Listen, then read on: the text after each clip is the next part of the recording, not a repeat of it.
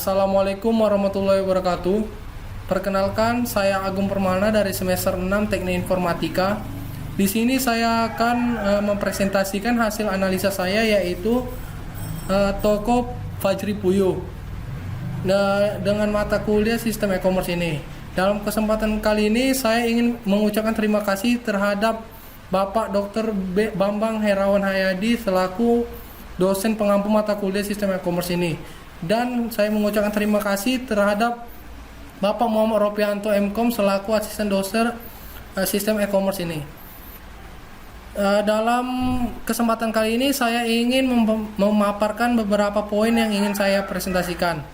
Yang pertama yaitu pendahuluan, yang kedua kajian pustaka yang berisi pengertian www, pengertian e-commerce, pengertian ERD, pengertian dari flowchart, dan pengertian dari waterfall.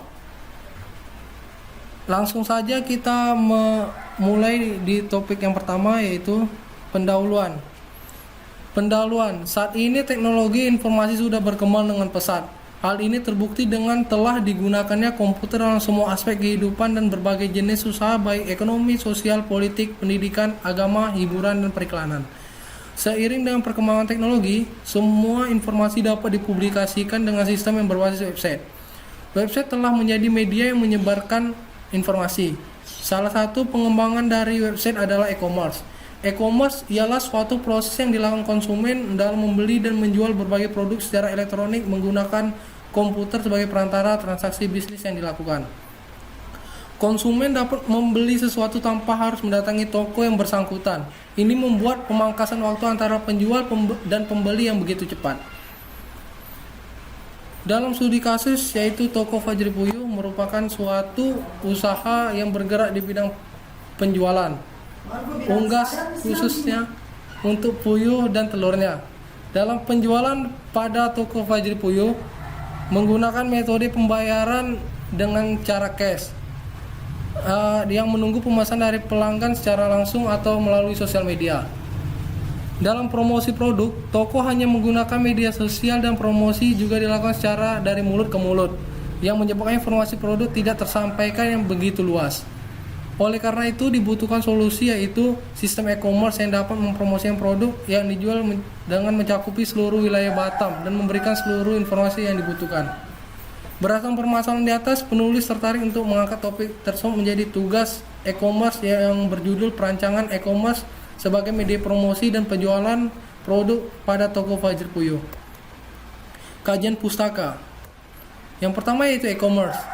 Pengertian e-commerce menurut Loudon dan Traver merupakan penggunaan internet, web, aplikasi seluler, dan browser yang berjalan pada perangkat seluler untuk bertransaksi bisnis secara digital, menggunakan transaksi komersial di antara organisasi dan individu. Terdapat manfaat e-commerce di dalam membantu penggunaan komputer, baik pelaku bisnis, pedagang, distributor, produsen, maupun konsumen, di dalam melakukan jual beli barang dan jasa serta transaksi secara cepat dan mudah berbasiskan internet.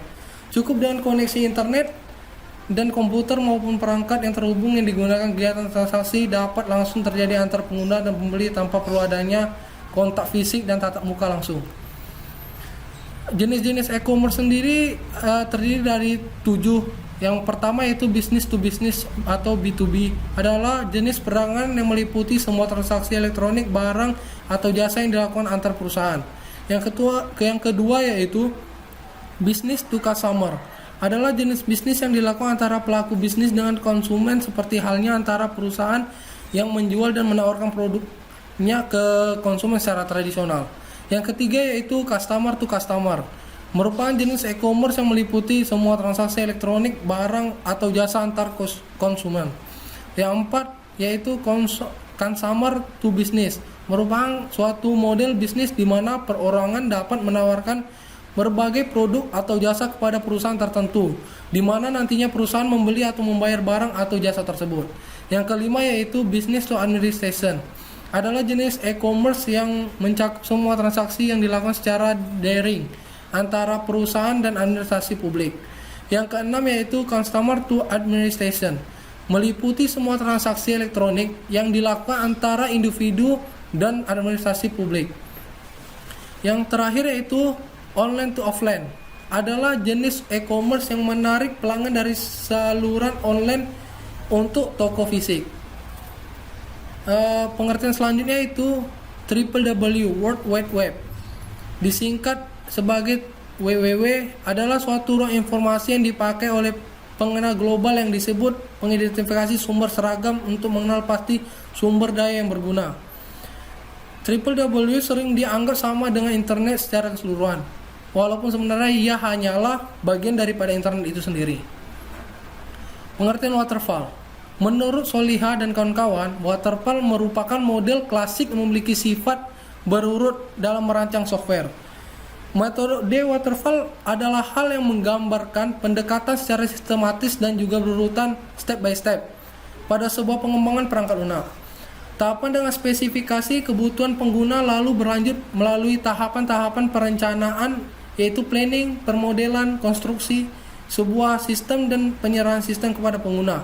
Dukungan pada perangkat lunak lengkap yang dihasilkan. Flowchart. Menurut Andika, flowchart adalah bagian-bagian yang mempunyai arus yang menggambarkan langkah-langkah penyelesaian suatu masalah.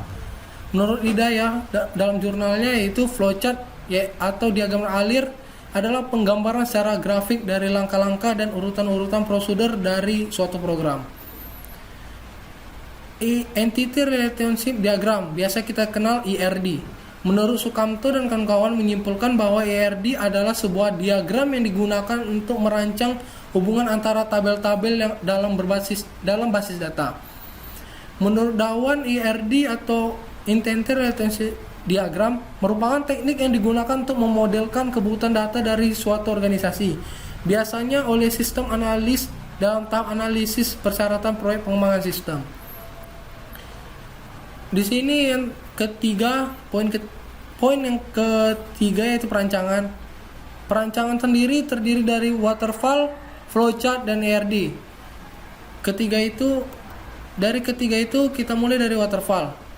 Waterfall terdiri dari 5 kategori dalam menyelesaikan kasusnya, yaitu yang pertama analisis, desain, kode program, pengujian, dan maintenance. Nah, dari kelima tersebut ingin saya urutkan yang pertama dari analisis. Analisis proses pengumpulan kebutuhan dilakukan secara intensif untuk mengspesifikasikan kebutuhan perangkat lunak agar dapat dipahami perangkat lunak seperti apa yang dibutuhkan oleh user. Yang kedua yaitu desain. Desain perangkat lunak adalah proses multilangkah yang fokus pada desain pembuatan program perangkat lunak termasuk struktur data, arsitektur perangkat lunak, representasi antarmuka, dan prosedur pengodean. Yang ketiga yaitu pembuatan kode program. Desain harus ditranslasikan ke dalam program perangkat lunak. Hasil dari tahap ini adalah program komputer sesuai dengan desain yang telah dibuat pada tahap desain. Yang keempat yaitu pengujian. Pengujian fokus pada perangkat lunak secara dari segi logik dan fungsional dan memastikan bahwa semua bagian sudah diuji. Hal ini dilakukan untuk minimalisir kesalahan atau error dalam memastikan keluaran yang dihasilkan sesuai dengan yang diinginkan. Yang terakhir yaitu maintenance. Maintenance tidak menutup kemungkinan sebuah perangkat lunak mengalami perubahan ketika sudah dikirimkan ke user. Ini sering terjadi. Perubahan bisa terjadi karena adanya kesalahan yang muncul dan tidak terdeteksi saat pengujian atau perangkat lunak harus beradaptasi dengan lingkungan yang baru. Flowchart. Flowchart ini flowchart customer dalam melakukan pembelian. Yang pertama kita mulai dalam customer pilih kategori di menu pilih kategori.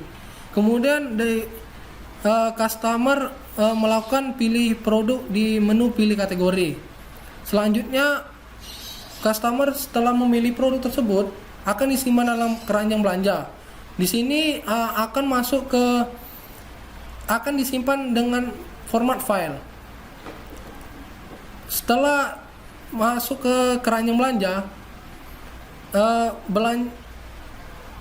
konsumen akan diperintahkan untuk melakukan apakah dia ingin melakukan belanja lagi atau tidak. Apabila belanja lagi, akan kembali ke menu pilih produk. Di sana konsumen akan memilih produk yang diinginkan. Apabila tidak, maka konsumen diarahkan untuk melakukan check out. Lalu kemudian selesai. ERD di sini saya merancang ada 6 tabel yang ingin saya buat nantinya, yaitu tabel produk, pembelian produk, ongkir, pembayaran, pelanggan, pembelian.